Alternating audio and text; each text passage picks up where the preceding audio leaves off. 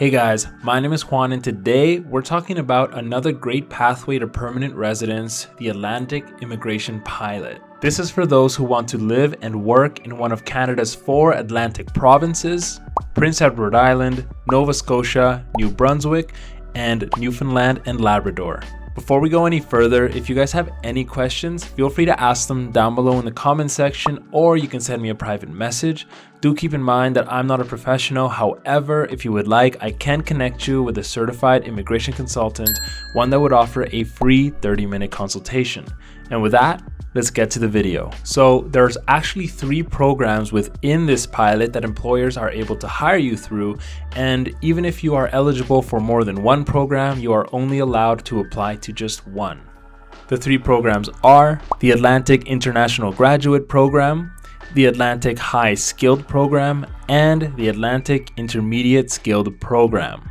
In this video, we're just going to focus on the High Skilled Program. Before we go too much further, skilled work means that your occupation is in NOC Type 0 or NOC Level A or B. So if your work isn't in that, then this program probably won't be for you. However, there is still a program, the Intermediate Skilled Worker Program, that may work for you. And I'll have a video out for that pretty soon, or by the time you're watching this, it may already be out. So there are 3 main steps to this program. The first one being to make sure that you fulfill all of the requirements. Step 2 would be to get a job offer, and step 3 would be to apply. So we're going to go through all of the steps, starting with requirements. And the first requirement is work experience. In the last 3 years, you must have worked 1,560 hours. This is the equivalent that you would have worked if you had worked full-time for 1 year. That's at least 30 hours a week. This experience must be in a skilled occupation, as we just said earlier. So that's in an NOC Type 0 or NOC Level A or B. I'll have a link down below in the description that can help you find which NOC code your occupation falls into. Self-employed hours will not count to your total here, and all of your experience must be from the same occupation, so the same NOC code. But it can come from multiple employers. Lastly, if you don't qualify for this program, don't worry, there's still the Intermediate Skilled Program that may work for you. The next requirement is education. You must have a high school diploma or post-secondary certificate, diploma, or degree. So if you got your education here in Canada, then congratulations, you are all good for this requirement.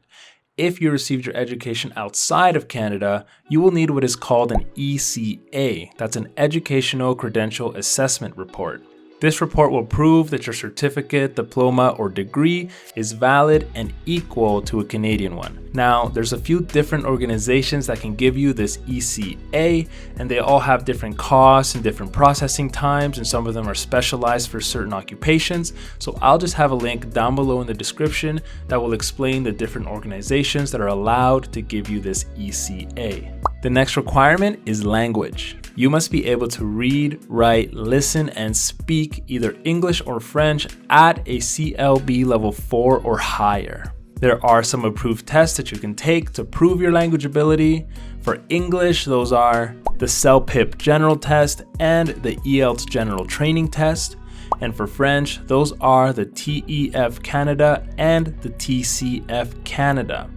You can pause the video now to get a comparison for how a score in one of these tests would compare to a CLB score.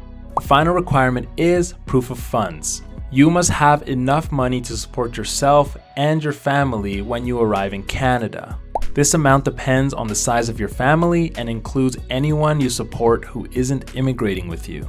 So those are all the requirements for this program. If you fulfill those, the next step is to get a job offer. Job sites like JobBank, Indeed, or Workopolis are great ways to get job offers, so I'm going to have links down below to all 3 to help you get started. Before you scroll down and start applying, keep watching. There are some requirements that your job offer must meet to be valid for this program. So those requirements are: your employer must have been designated as an employer taking part in the Atlantic Immigration Pilot by the Atlantic province where you'll be working. The job must be full-time, meaning you'll have at least 30 hours of paid work per week. The job must be non-seasonal, meaning you should have consistent and regularly scheduled paid employment throughout the year. The job must be for skill type 0 or skill level A or B.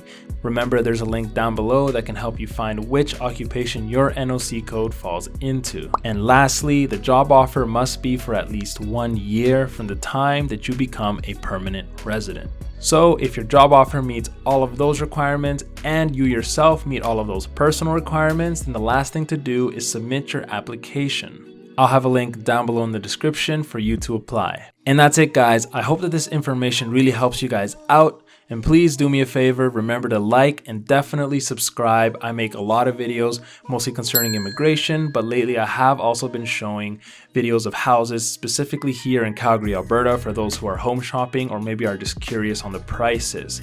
If you guys have any questions, feel free to ask them down below in the comment section. Do keep in mind, I'm not a professional. However, if you would like, I can connect you with a certified immigration consultant, one that would offer a free 30-minute consultation. And with that, I hope you guys have a great day and a great life. Take care.